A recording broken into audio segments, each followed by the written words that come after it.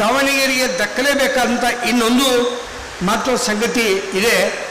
ಅದು ಬಹಳ ಇತ್ತೀಚೆಗೆ ನನ್ನ ಗಮನಕ್ಕೂ ಕೂಡ ಬಂದದ್ದು. ಅದನ್ನು ಇಲ್ಲಿ ಸಾಂದರ್ಭಿಕವಾಗಿ ನಾನು ತಮ್ಮೆಲ್ಲರಿಗೆ ಇಡಲಿಕ್ಕೆ ಇಷ್ಟಪಡ್ತೇನೆ. ದಾವಣಗೆರೆ ಹೆಸರು ದಕ್ಕಲೇಬೇಕಾದ ಒಂದು ಮಹತ್ವದ ಸಂಗತಿ ಎಂದರೆ ಅದು ಇಲ್ಲಿಂದ ಅತಿ ದೊಡ್ಡ ಪ್ರಮಾಣದಲ್ಲಿ ಭಾರತೀಯ ಸೇನೆಗೆ ಸೇರ್ಪಡೆಗೊಂಡ ಯೋಧರು. ತರುಣರನ್ನು ಭಾರತೀಯ ಸೇನೆ ಯೋಧರನ್ನಾಗಿಸುವುದು ದಾವಣಗೆರೆಯ ನಿಜವಾದ ಸ್ವತ್ವ ಎಂದು ನಾನು ಭಾವಿಸುತ್ತೇನೆ. ಈ ಸಂದರ್ಭದಲ್ಲಿ ಅವರನ್ನು ಗುರುತಿಸಲಿಕ್ಕೆ ನಾನು ಹೆಮ್ಮೆ ಪಡುತ್ತೇನೆ. ಪಂಜಾಬ್, ಗುಜರಾತಿನಂಥ ಗಡಿಭಾಗಗಳಿಂದ ಫೌಜಿಯಲ್ಲಿ ಸೇರಿಕೊಳ್ಳುವಂಥದ್ದು ಸಹಜ ಸಾಮಾನ್ಯ. ಆದರೆ ಇಷ್ಟೊಂದು ಸುರಕ್ಷಿತವಾಗಿರುವಂಥ ಭಾರತ ದೇಶದ ಅತ್ಯಂತ ಸುರಕ್ಷಿತ ಜಾಗೆಯಲ್ಲಿ ಮತ್ತು ಈ ನಾಡಿನಲ್ಲಿ ನಾನು ಹುಟ್ಟಿ ಬಂದುದೇ ಭಾಗ್ಯ ಅಂತ ನಾವು ಹೆಮ್ಮೆಯಿಂದ ಹೇಳ್ಕೊಳ್ಳುವಂಥ ಕನ್ನಡ ನಾಡಿನ ಈ ಸುರಕ್ಷಿತ ಭಾಗದಲ್ಲಿ ಇದ್ದುಕೊಂಡು ಈ ದೇಶದ ಸೇವೆಗಾಗಿ ನಾನು ಯೋಧ ಆಗಿ ಸೇರಿಕೊಳ್ಬೇಕು ಅಂತ ಬಹುದೊಡ್ಡ ಪ್ರಮಾಣದಲ್ಲಿ ಈ ದಾವಣಗೆರೆ ಜಿಲ್ಲೆಯ ಅತ್ಯಂತ ಚಿಕ್ಕದಂಥ ಒಂದು ತೋಳಹುಣಸೆ ಗ್ರಾಮದಿಂದ ಹೋಗಿರುವಂಥ ಯೋಧರನ್ನು ನಾನು ಇಲ್ಲಿ ಸ್ಮರಿಸಿಕೊಳ್ಳಿ ಇಷ್ಟಪಡ್ತೇನೆ. ಇವತ್ತು ಆ ಗ್ರಾಮ ಸಾಮಾನ್ಯವಾಗಿ ಪ್ರೀತಿಯಿಂದ ನೆಟ್ಟಿಗರು ವಾರಿಯರ್ಸ್ ಹೋಮ್ ಅಂತ ತಿಳ್ಕೊಂಡು ಕರೆದಿದ್ದಾರೆ. ಅದು ಇಷ್ಟೊಂದು ಎಲ್ಲ ಯೋಧರನ್ನು ನೆನೆಸಿಕೊಳ್ಳುವಂಥ ಸಂಗತಿಯಲ್ಲಿ ಏನಿದೆ, ನಾನು ಬಾಗಲಕೋಟೆ ಬಿಡುವ ಮುನ್ನ ನನ್ನ ಮನಸ್ಸಿನಲ್ಲಿ ಒಂದು ತಹತೈಕೆ ಮೂಡಿತ್ತು. ಆ ಹುಣಸಿ ಗ್ರಾಮಕ್ಕೆ ಈ ವೇದಿಕೆಗೆ ಬರುವ ಮುನ್ನ ನೋಡಿ ಬರಬೇಕು ಅಂತ ನಿನ್ನೆ ದಿನ ಹೋಗಿದ್ದೆ.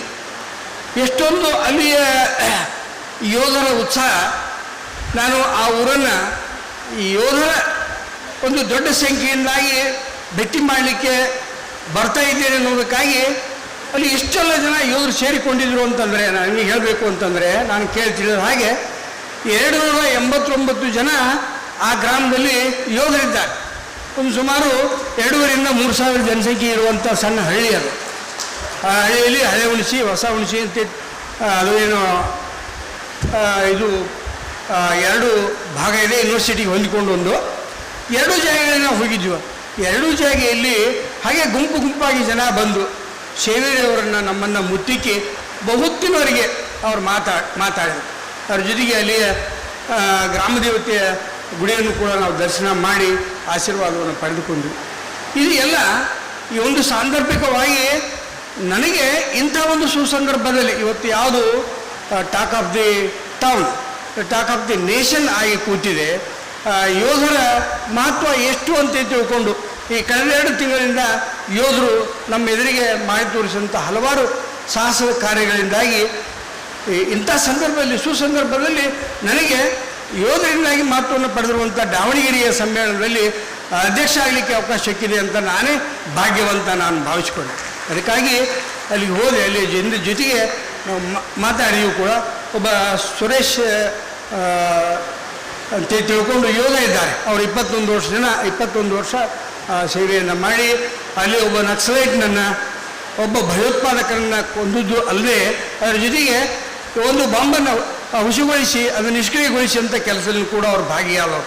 ತಾವೆಲ್ಲ ಗೆಳೆಯರನ್ನು ಅವ್ರ ದೂರವಾಣಿ ಮೂಲಕ ಅಲ್ಲಿ ಒಂದು ಮನೆಯಲ್ಲಿ ಕೂಡ ನಮಗೆ ಅಲ್ಪೋಪಹಾರದ ವ್ಯವಸ್ಥೆಯನ್ನು ಕೂಡ ಅವರು ಮಾಡಿದರು.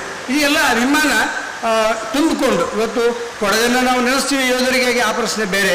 ಆದರೆ ಇಂಥ ಯಾವ ಪರಿಸರವನ್ನೂ ಇಲ್ಲಾರದೆ ಬಯಲುಸೀಮೆ ಅಂತ ಜಾಗೆಯಲ್ಲಿ ನಮ್ಮ ದೇಶದ ಸಲುವಾಗಿ ಇಷ್ಟೊಂದು ಅಭಿಮಾನವನ್ನು ಇಟ್ಕೊಂಡು ತಾಯಂದಿರು ತಮ್ಮ ಮಕ್ಕಳನ್ನ ಸೇನೆಗೆ ಕಳಿಸ್ಬೇಕು ಅಂತ ಮುಂದಾಗಿ 280 ಜನ ಯೋಧರನ್ನು ಕಳಿಸಿದ್ದಾರೆ ಯುದ್ಧ ಭೂಮಿಗೆ ಅಂತಂದರೆ ನಾವು ಎಷ್ಟೇ ಪಟ್ಟುಕೊಳ್ಳುವಂಥ ಇವತ್ತು ಜಾಗ ಇದೆ. ಅದಕ್ಕಾಗಿ ದಾವಣಗೆರೆಯ ಭೂಮಿಗೆ ನಾನು ಮತ್ತೊಮ್ಮೆ ನನ್ನ ವಂದನೆಗಳನ್ನು ಕನ್ನಡ ಇದು ಅಖಿಲ ಭಾರತೀಯ ಸಾಹಿತ್ಯ ಪರಿಷತ್ನ ಪರ.